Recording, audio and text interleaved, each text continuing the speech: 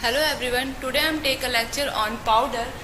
तो सबसे पहले हम ये जानते हैं कि पाउडर क्या होता है और इसके क्या एडवांटेज हैं और क्या डिसएडवांटेज हैं।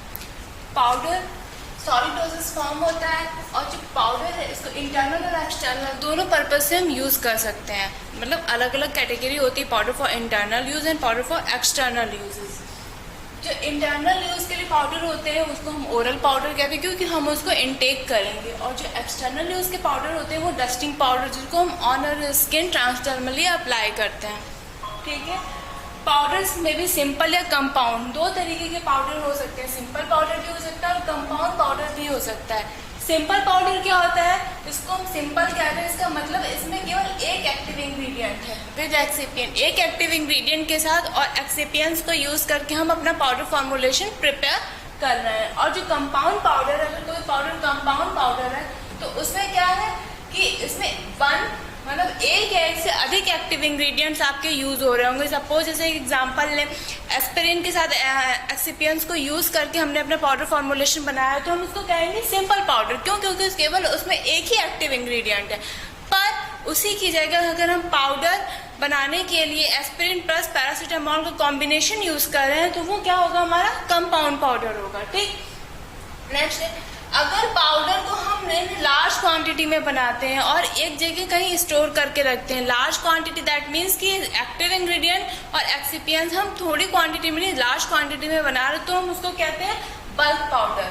मतलब उसमें सिंगल यूज का हमारा फॉर्मुलेशन नहीं प्रिपेयर होगा, मल्टीपल यूजेस के फॉर्मुलेशन आपके प्रिपेयर होंगे। ये तो हमारा टोटल हो गया कि व्हाट इज पाउडर, पाउडर क्या होता है। सॉलिड डोजेस फॉर्म है, इंटरनल और एक्सटर्नल दोनों पर्पस के लिए हम यूज करते हैं। इंटरनल पर्पस के जो पाउडर होते हैं वो उसको ओरल पाउडर कहते हैं, और जो एक्सटर्नल यूज के लिए पाउडर होते हैं हम उनको डस्टिंग पाउडर कहते हैं।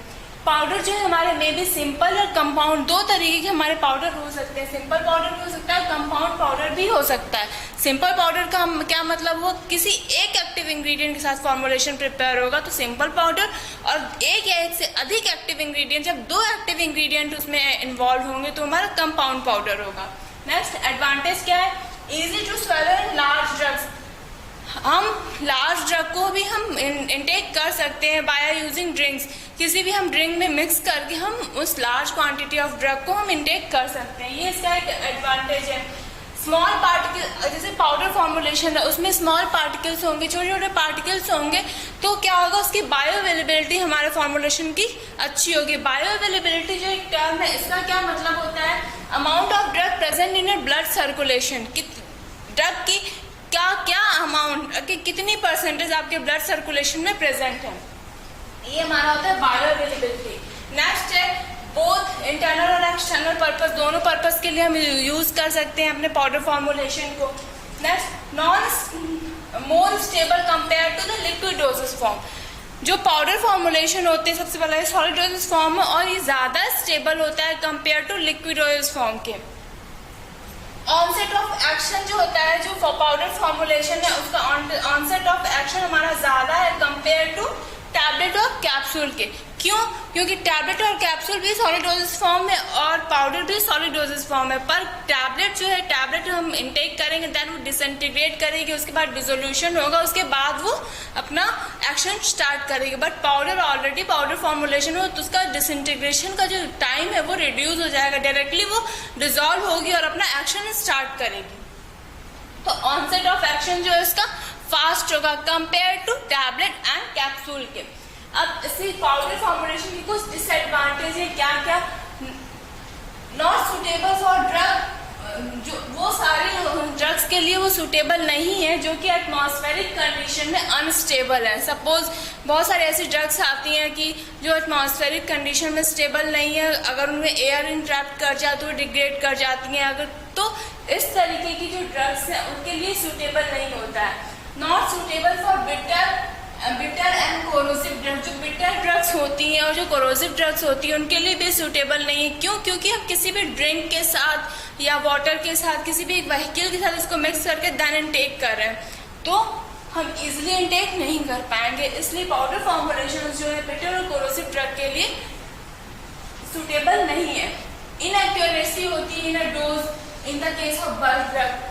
हमने यहाँ पे डिस्कस किया था जो पाउडर होते हैं वो बल्क ड्रग, जब हम एक से अधिक फॉर्मुलेशन प्रिपेयर करते हैं पाउडर्स की तो वो बल्क ड्रग कहलाते हैं।